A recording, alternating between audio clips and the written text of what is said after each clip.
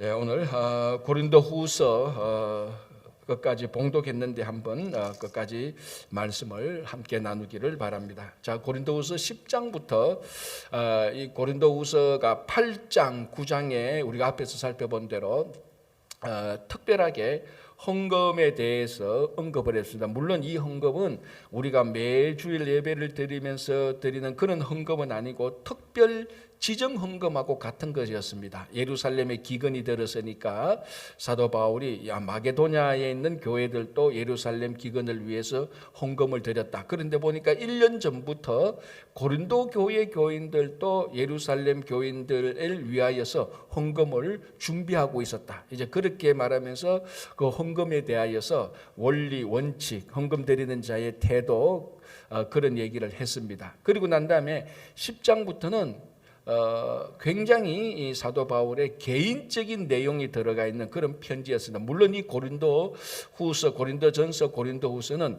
한 사람이 한 사람에게 보내는 편지가 아닙니다. 그냥 한 사람이, 사도 바울 한 사람이 고린도에 있는 교인들을 위하여서 보낸 편지입니다. 그래서 어떻게 보면은 이 편지는 개인적인 이야기를 쓰기에 좀 합당하지 않는 편지의 형식입니다. 왜? 여러 사람들에게 보냈으니까. 그럼에도 불구하고 10장부터는 바울이 굉장히 개인적인 자기 마음을 토로하고 있습니다.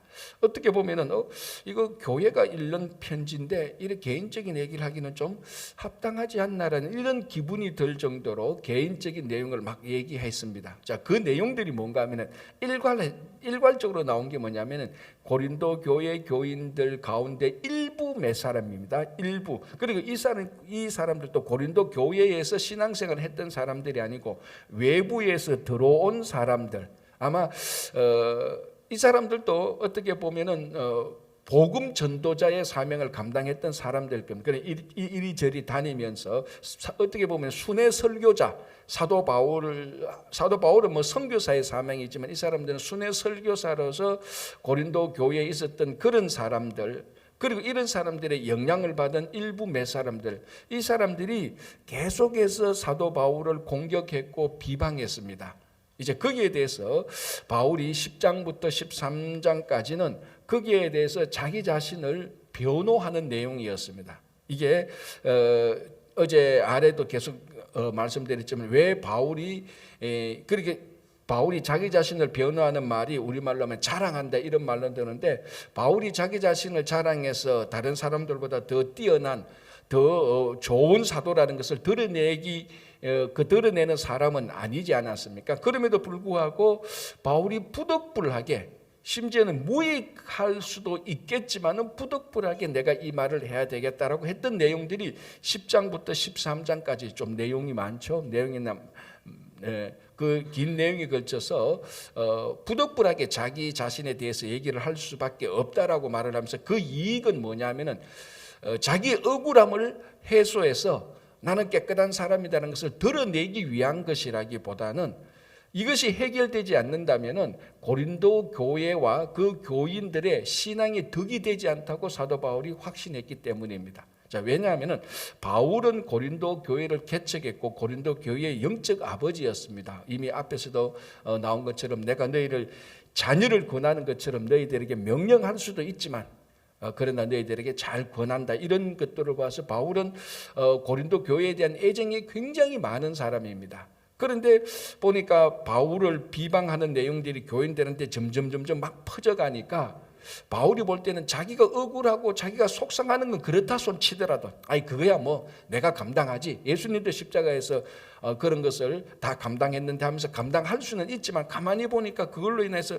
다른 교인들도 계속해서 바울을 오해하고, 아니 더 정확히 말하자면 교회의 리더십에 대해서 오해를 하고 그 리더십에 대해서 사람들이 점점 공격하고 비방하는 일이 많아지니까 어떤 일이 생기는가 하는가, 이 교회가 막 흔들거린단 말이죠. 교회가 흔들거리면 결국 누구한테 손해가 가느냐, 고린도 교인들의 신앙에 엄청난 손해가 가는 겁니다. 그래서 바울이 참다 못해서 부득불하게 12장 1절 어제 본 것처럼 무익하나마 내가 부득불하게 자랑하노라, 이렇게 해서 바울이 그런 개인적인 자기 변호를 할 수밖에 없었던 그런 내용들이 쭉 나오는 과정 중에 있습니다. 이게 이제 중요한 내용이죠. 이 배경, 이 배경이 굉장히 길었는데 이 배경에서 10장, 11장, 12장, 13장을 우리가 봐야 바울이 이런 글을 썼구나. 그러니까 이 고린도전서, 고린도후서는 어떤 다른 편지보다 가장 실제적으로 교회에서 일어났던 그 일들에 대한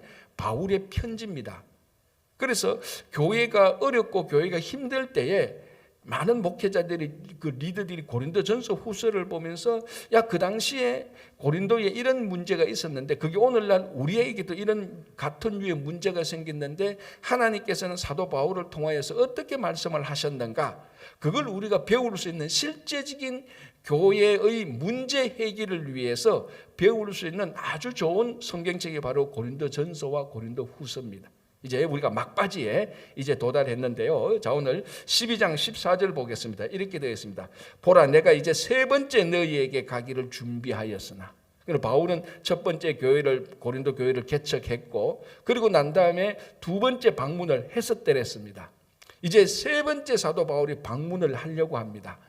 여러 가지 일들, 교회를 더 세우고 또 그 디도의 일들, 헌금의 문제들, 물론 바울이 헌금의 문제에 직접 관련된 건 아니지만 그런 여러 가지 목적을 두고 이제 세 번째 방문을 하려고 합니다. 자, 다시 볼게요. 14절. 보라, 내가 이제 세 번째 너희에게 가기를 준비하였으나 너희에게 폐를 끼치지 아니하리라. 내가 구하는 것은 너희의 재물이 아니요 오직 너희니라.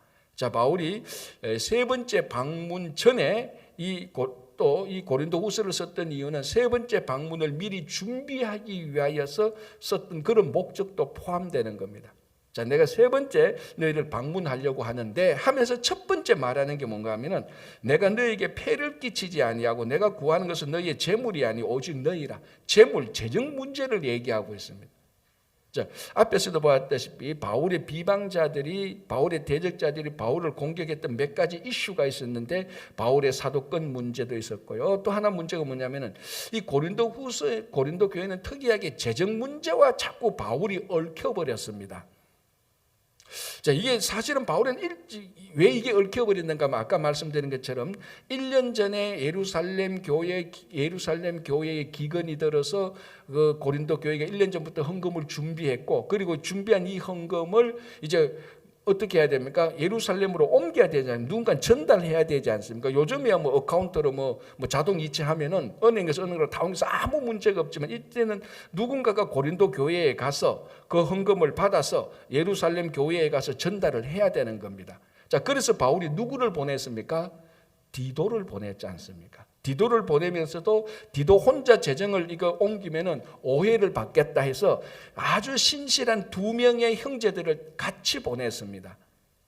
그 사람이 누군지는 모르겠지만 이게 앞에 내용이 나왔죠. 그런데 이제 고린도 교인들이 이 디도를 잘 대접하고 자기들이 헌금을 준비를 잘하고 이런 아름다운 내용들이 있었습니다.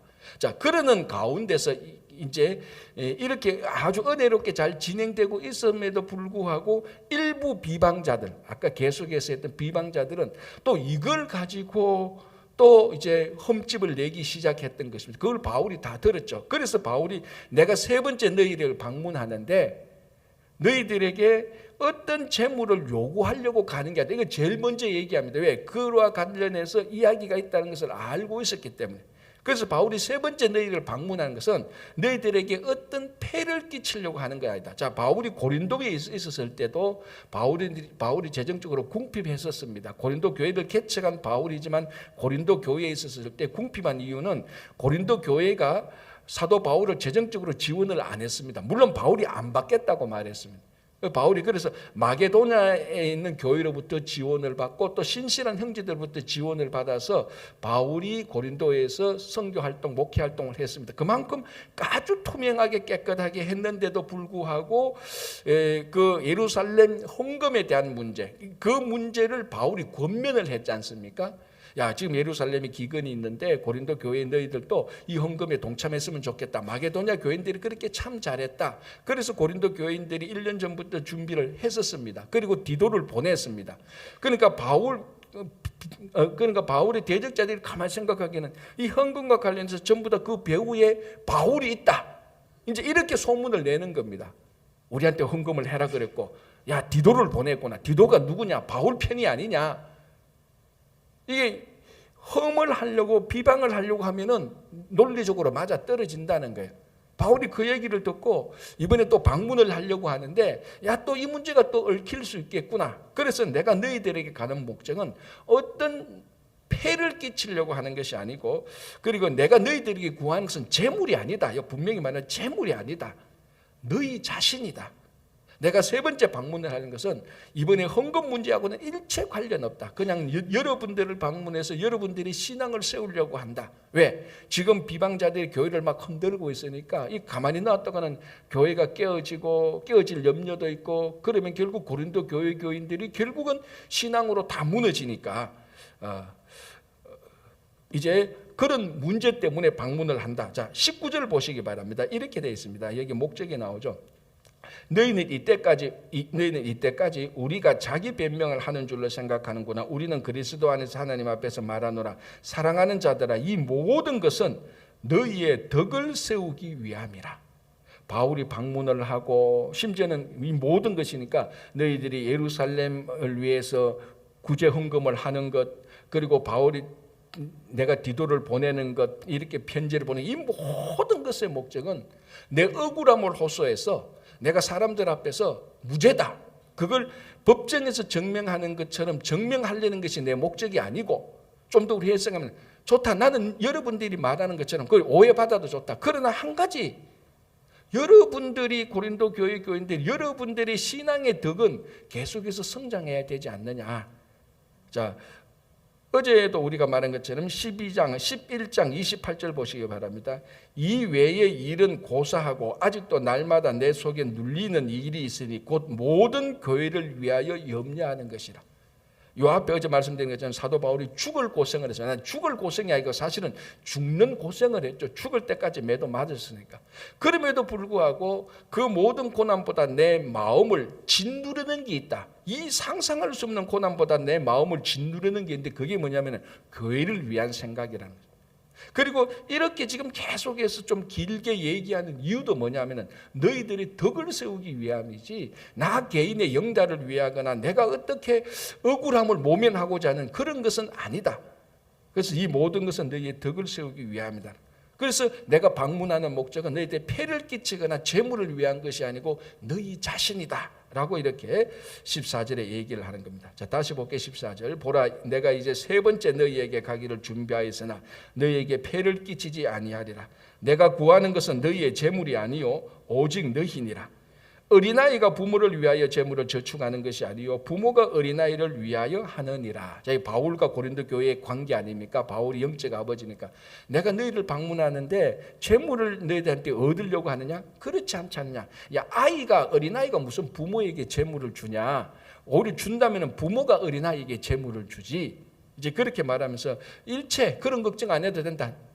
어떤 재물적인 재정적인 폐를 끼치거나 그에 가서 내가 이야기하려는 거 아니다. 오직 너희 자신의 신앙을 덕을 세우기 위함이다 라고 말을 하는 거예요. 15절. 내가 너희 영혼을 위하여 크게 기뻐함으로 재물을 사용하고 또 내 자신까지도 내어주리니. 그러니까 오히려 고린도 교회가 바울을 지원한 게 아니고 바울이 아버지로서 어린아이를 돌보는 것처럼 바울이 고린도 교회의 교인들을 또 지원하는 거예요. 뭐라고 하면 크게 기뻐함으로 재물을 사용하고 내 자신까지도 내어줄 것이다. 그러니까 부모가 자녀에 대한 그 사랑처럼 바울이 고린도 교회에 대한 이 사랑이 나타나는 것입니다. 그런데 안타까운 말이 15절 끝부분에 더욱 사랑할수록 나는 사랑을 덜 받겠느냐. 어떻게 보면 애틋한 짝사랑 같은 게 좀 나타나요. 바울은 고린도 교인들을 이렇게 사랑해서 모든 것을 다 내어주는데, 심지어는 재정적인 도움을 받아야 됨에도 불구하고 안 받고 오히려 도와줬는데, 나는 너희를 더 사랑하면 할수록, 고린도 교회를 더 사랑하면 할수록 너희들은 자꾸 나를 덜 사랑하고 있구나. 이런 개인적인 심정도 나오는 겁니다. 자, 16절. 하여간 어떤 이의 말이, 자, 이 어떤 이가 누굽니까? 비방하는 자들이죠. 대적자들 또는 오해하는 사람들이죠. 어떤 이의 말이 내가 너희에게 짐을 지우지는 아니하였을지라도 교활한 자가 되어 너희를 너희를 속임수로 취하였다 하니. 자, 어떤 사람들이, 이 어떤 사람, 바울의 반대편에 있는 사람들이 말하기를, 고린도 교회 교인들은 말하기를, 그렇지, 바울이 우리들의 돈을 가져갔지는 않았지. 왜? 증거가 없으니까, 또 실제로 안 가져갔으니까. 바울이 우리들의 돈은 가져갔지는 않았지만 그래도 굉장한 뒤에서 배후 조정을 해서 속여가지고 결국은 다 가져갔지 않느냐, 지금 그 말입니다. 교활한 자가 되어 너희를 속임수로 취하였다. 그렇게 어떤 사람들이 비방을 하는 겁니다. 자, 이제 그러면서 바울이 말하죠. 17절, 내가 너희에게 보낸 자 중에 누구로 너희의 이득을 취하더냐? 이 디도와 그 형제들을 말하는 거죠. 아까 예루살렘을 위한 헌금 문제 말이죠. 그 문제를 두고 비방하는 사람들이 바울이 이 헌금을 가져가지는 않았지만, 자기 입마에 포켓은 안 했지만, 그래도 결국 뒤에서 배후 조정해서 이거 다 자기가 자기 마음대로 했지 않느냐, 그런 이야기를 했단 말이죠. 그러니까 바울이 17장에서 말하기를, 그러면은 좋다, 그런 얘기를 내가 들었는데 내가 너희들한테 보낸 사람 디도와 그 형제들이 너희들에게 어떤 이득을 취했느냐, 이렇게 묻는 겁니다. 자, 18절, 내가 디도를 권하고 함께한 형제를 보내었으니 디도가 너희의 이득을 취하더냐? 자, 그러면 교활한 자들의 속임수를 취하였다 그랬는데 내가 보낸 사람들이 그러면 너희들에게 어떤 재정적인 착취를 했느냐? 자, 앞에서 무슨 내용이 나는 거, 바울이 마게도냐에서 굉장히 걱정이 되어 있을 때 마음에 눌림이 있었습니다. 그때에 굉장히 큰 위로가 되었던 이유가 뭐였습니까? 디도가 바울을 방문했습니다. 디도의 방문이 바울에게 굉장히 큰 위로가 되었고, 디도가 가져온 소식에 또 바울이 위로가 됐습니다. 그 소식이 뭐였는가 하면은, 고린도 교회 교인들이 이 헌금을, 사도 바울이 헌금을 말인데 이 헌금 때문에 시험 들지 않고 오히려 이것을 기쁨으로 잘 받아들입니다. 그 소식이 위로가 될 겁니다. 그리고 또 하나는 뭔가 하면은 고린도 교회 교인들이 디도를 잘 영접했다는 말도 위로가 됐습니다. 그래서 바울이 굉장히 그 일에 대하여서 큰 어려움이, 마음에 스트레스가 있었는데 디도가 와서 고린도 교인들의 소식을 전하고 고린도 교인들이 디도를 어떻게 영접했는가를 듣고 바울이 크게 기뻐하고 위로를 받았습니다. 여기서 무엇이 증명되는가 하면은 고린도 교회 교인들이 디도를 신뢰했습니까? 신뢰하지 않았습니까? 신뢰를 했죠. 신뢰를 해서 잘 영접했습니다. 그 잘 영접한 이유 중에 하나가 바울이 보낸 사람이기 때문에 또 잘 영접을 한 겁니다. 그럼 무슨 말인가 하면은 고린도 교회 교인들은 디도를 신뢰했다는 증거가 있었습니다. 그럼 만약에 디도가 고린도 교회에 재정적인 어떤 착취를 가했다면 이 교인들이 디도를 신뢰하지 않죠. 지금 바울이 그걸 말하는 겁니다. 일부 어떤 사람들이 자꾸 나를 엮어가지고 뭐 속여서 취했다 그렇게 말하는데, 그러면 디도가 취했느냐 내가 취했느냐, 그렇지 않냐. 너희들이 디도를 얼마나 잘 영접했냐, 너희들이 디도를 신뢰했잖아. 그렇게 바울이 지금 그 자기를 비방하는 사람들에서 그런 터무니없는 비방이다라고 지금 이렇게 말하는 겁니다. 자, 18절, 내가 디도를 권하고 함께한 형제를 보내었으니 디도가 너희의 이득을 취하더냐? 우리가 동일한 성령으로 행하지 아니하더냐? 동일한 보조로 하지 아니하더냐? 그러니까 디도가 가서 바울이 했던 사역을 그대로 한 겁니다. 동일한 성령으로 동일한 보조로 한 겁니다. 자, 이것이 가만히 이게 바울과 디도 사이에서 일어난, 고린도에서 일어난 아주 은혜로운 사역입니다. 자, 오늘날 우리가 주님의 사역을 하는데도 바로 이것이 우리들에게 적용이 돼야 됩니다. 우리가 하나님께서 보내주신 동일한 성령으로 예수 그리스도께 역사하셨던, 사도 바울에게 역사하셨던, 그리고 지난 2000년 동안 우리 믿음의 선진들에게 역사했던 그 동일한 성령으로 우리가 오늘날에도 21세기도 여전히 사역을 해야 되는 겁니다. 자기 기분으로, 자기 감정으로, 자기 생각으로, 자기 논리로 사역을 하는 것이 아니고 하나님께서 우리에게 능력을 주시는, 우리를 감동시키는 그 성령, 누가 만들어낸 성령이 아니고 어느 이상한 사람들이 가지고 온 어떤 영이 아니고 처음부터 천지를 창조하실 때 삼위일체로 함께 있었던 그 성령, 그 동일한 성령으로 우리가 오늘날에도 똑같이 사역을 해야 되는 겁니다. 바울이 디도를 보내고 고린도 교인들이 디도를 확 기뻐하고 신뢰했다는 그 이유가 가만히 보면은 어떤 신앙적인 원리가 무엇 때문에 그런 일이 일어났습니까? 바울이나 디도가 똑같이 같은 영으로 일을 했기 때문에 그렇습니다. 그러니까 똑같이 신뢰가 있고 누가 비난을 해도 바울은 확신이 있는 겁니다. 내가 사역한, 내게 힘을 주시고 나를 감동시켰던 그 성령께서 디도와 함께한 형제들에게 그 동일한 성령의 역사하셨다면 우리는 비방자들이 어떤 얘기를 해도 우리는 주님의 일을 한 것이다 라는 그 확신이 배어 있는 것입니다. 그래서 여러분들이 펜이 있다면 그 동일한 성령의 박스를 딱 치시기 바랍니다.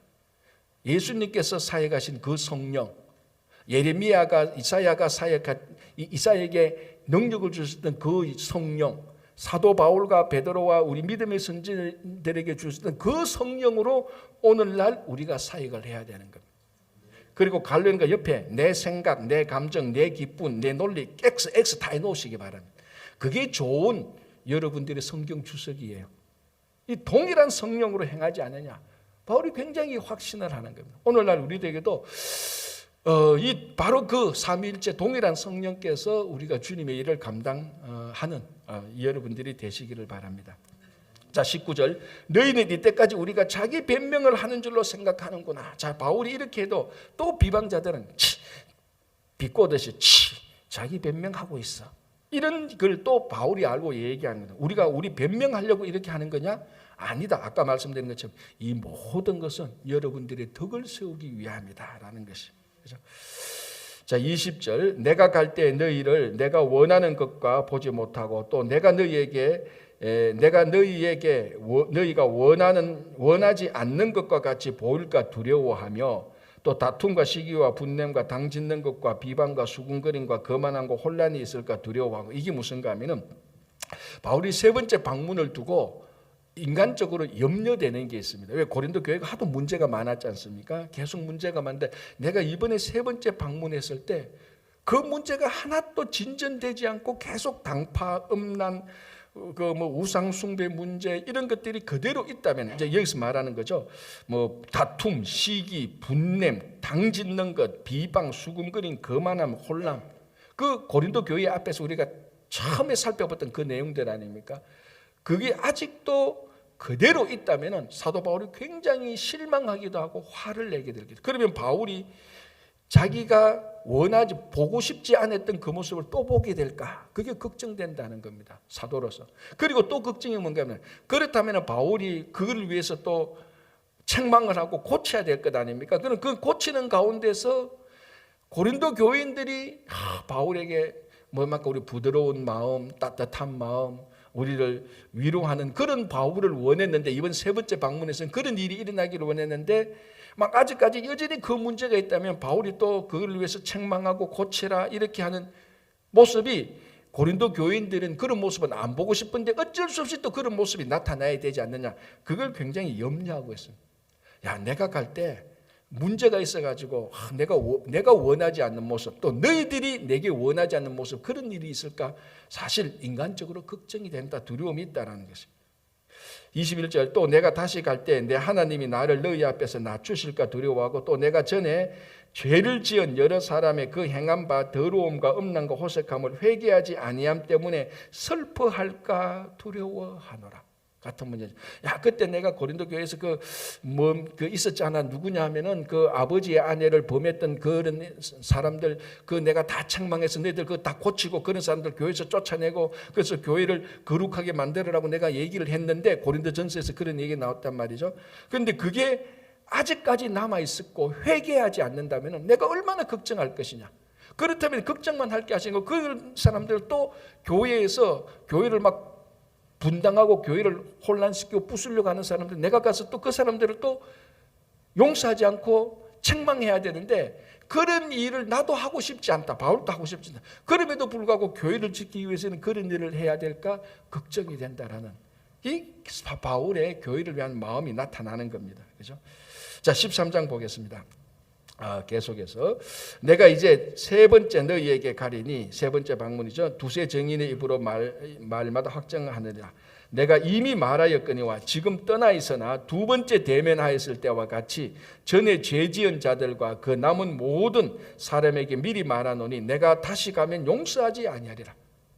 이런 일이 일어나지 않기를 바라는 거예요. 그럼에도 불구하고 해야 된다. 왜? 너희의 덕을 교회의 유익을 위하여서. 두 번째 방문했을 때 그 죄 지은 자들이 있었잖아. 그 사람들 내가 갔는데 여전히 너희들이 그 사람들을 받아들이고 회개하지 않는데도 용납하고 있다면 내가 가서 그 사람들 용납하지 않고 회개하도록 만들어야 된다. 그런 일 일어나지 않기를 바란다.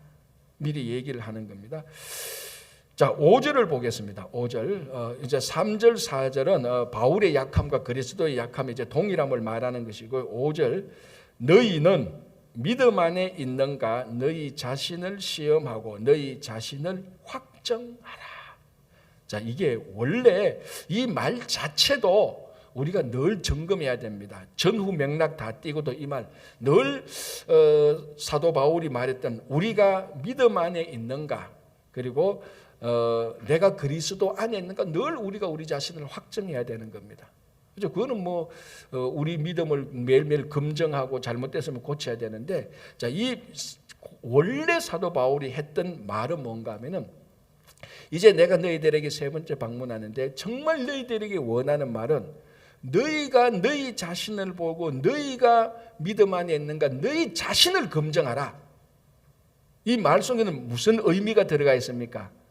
제발 나를 검증하는 것은 이제 그만두고 너희 믿음을 먼저 검증하라는 겁니다. 자, 계속해서 똑같은 말입니다. 지금 똑같은 말이 뭔가 하면은 계속해서 어떤 일부 사람들은 계속해서 바울을 검증하려고 했습니다. 바울이 사도가 맞느냐 아니냐. 이 사람들 뒤에서 그 재물은 취하지 않았지만 교묘한 어떤 강기한 수를 해서 디도를 보내고 형제를 보내서 이 재정에 관련된 것 아니냐. 사도가 전한 이 말이 맞느냐.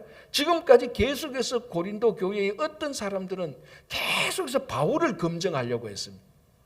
그래서 바울이 말합니다. 나를 검증하는 것은 멈추어라 이제. 너희 자신을 먼저 한번 검증해 보라는 겁니다. 그래서 5절에 너희는 믿음 안에 있는가 너희 자신을 먼저 시험해 보라. 너희 자신을 먼저 검증해 보라. 너희 자신이 믿음 안에 없으면서 너는 너 자신의 그리스도가 있는지 없는지 확신하지 못하면서 네가 그리스도 안에 있지 않고 교회 안에 있지 않고 교회를 사랑하는 마음이 없으면서 그 강규한 그 베이스에는 어떻게 하든지 너의 이익과 편리와 너의 명예와 너 자신을 인정하는 것을 요구하는 것은 전혀 검증하지 않고 바울이 이랬니 저랬니 왜 자꾸 나를 검증하려고 하느냐. 이제 제발 나를 검증하는 것은 그만두고 너희 자신을 검증해보라. 너는 믿음에 바로 서 있는가? 또 약간 해석하면 너는 나를 검증하려고 있는 그 잣대를 가지고 너 자신을 검증해보라. 너는 비방받을 게 없느냐? 너는 뭐 우리 말하는 것처럼 너는 사도의 권위가 있느냐? 너는 너의 직분을 잘 감당하고 있냐? 우리 쉽게 말하면 이거죠. 다른 사람 욕하지 말고 너 자신을 한번 보라는 그게 이 말입니다. 너희는 믿음 안에 있는가 너희 자신을 시험하고 너희 자신을 확정하라. 자, 이게 오늘날 우리가 신앙생활하고 교회 공동체 생활할 때 늘 우리가 우리에게 물어봐야 되는 겁니다.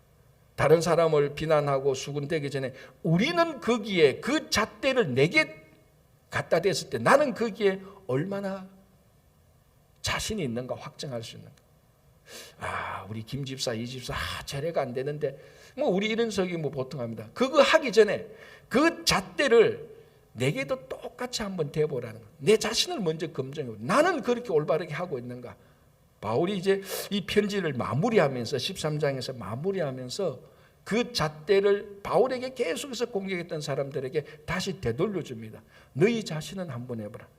자, 보십시오. 그리고 그 다음에 예수 그리스도께서 너희 안에 계신 줄을 너희가 스스로 알지 못하냐. 그렇지 않으면 너희는 버림받은 자니라.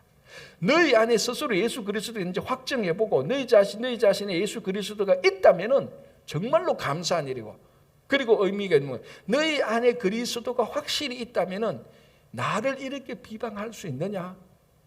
라는 얘기도 의미도 들어가 있는 겁니다. 자, 그렇게 말하면서 만약에 너희가 스스로 검증해서 그리스도가 너희 안에 없다면은 미안하지만 너희들은 버리운 자가 된다.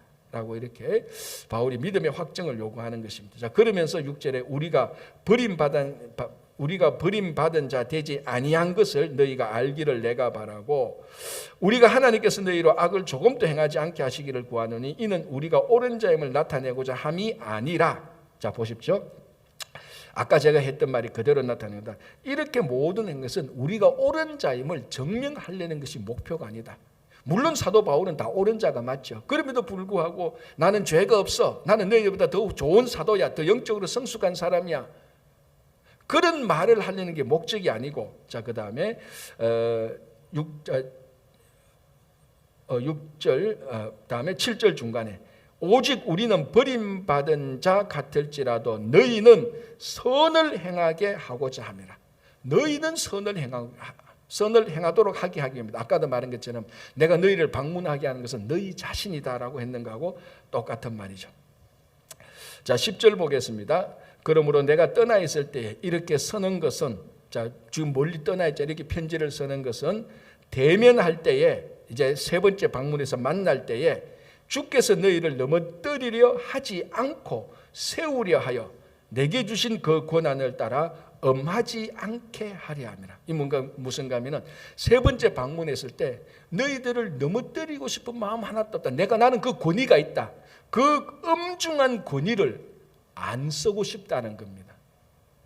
나는 아버지로서, 사도로서, 그리스도의 사도로서 너희들의 잘못을 보면은 엄중한 권위로 너희들을 질책하고 이 모든 것을 다시 무너뜨리고 다시 세워야 되는데, 너희들이 내가 세 번째 방문에서 너희들이 믿음으로 잘 자라고 있고 그 비방자들로부터 이제 그런 사람들을 용납하지 않고 잘 있어서 내가 이 엄중한 사도의 권위를 안 쓰도록 해달라는 겁니다.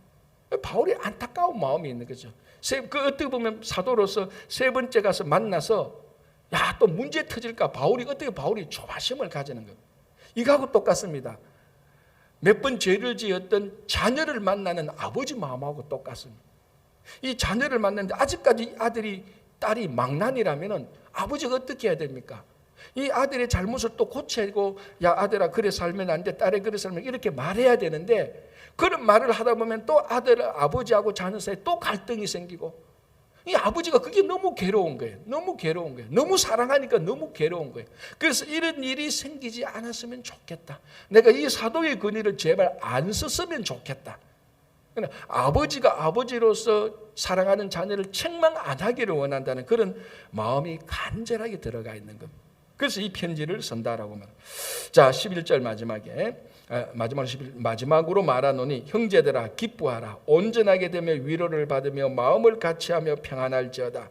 또 사랑과 평강의 하나님이 너희와 함께 계시리라. 거룩하게 입맞춤으로 서로 문안하라. 마지막으로 모든 성도가 너희에게 문안하노라. 13절 주 예수 그리스도의 은혜와 하나님의 사랑과 성령의 교통하심이 너희 무리와 함께 있을지어다. 자, 고린도서 13장 13절은 무슨 내용입니까? 이게 축도 내용이죠. 우리 축도 내용이 여기서 나옵니다. 성부, 성자, 성령. 그런데 참 아이러니한 것은요, 바울이 개척하고 바울이 목회했던 교회 중에 가장 문제가 많았던 교회가 고린도 교회 아닙니까? 마지막에는 이 문제 때문에 바울이 이렇게 10장, 11, 12, 13까지 이렇게 개인적인 내용을 쓰는 겁니다.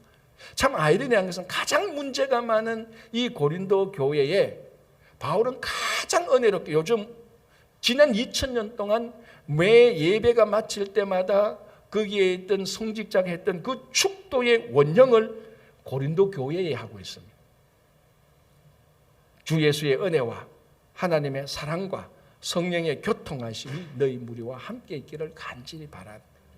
그래서 이렇게 해서 고린도전서 후서가 끝이 나게 되는 겁니다.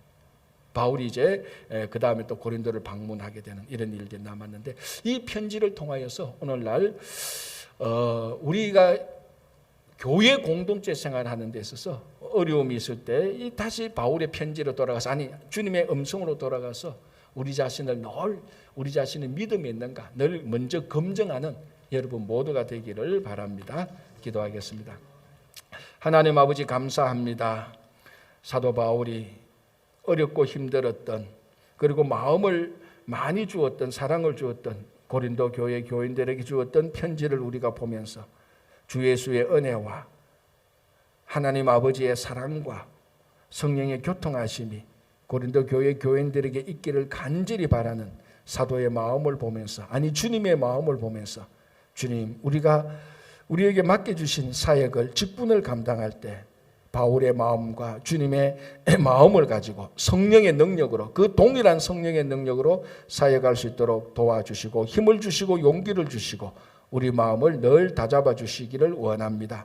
우리 모든 성도님들의 건강과 자녀의 일들과 가정과 직장의 일들과 교회의 일들을 주님께 의탁하오니 전능하신 하나님께서 함께 해주시고, 오늘 특별히 구역 예배를 드리는 이 구역원 모두에게 주님의 큰 은혜를 함께하여 주시옵소서. 예수님 이름으로 기도합니다. 아멘.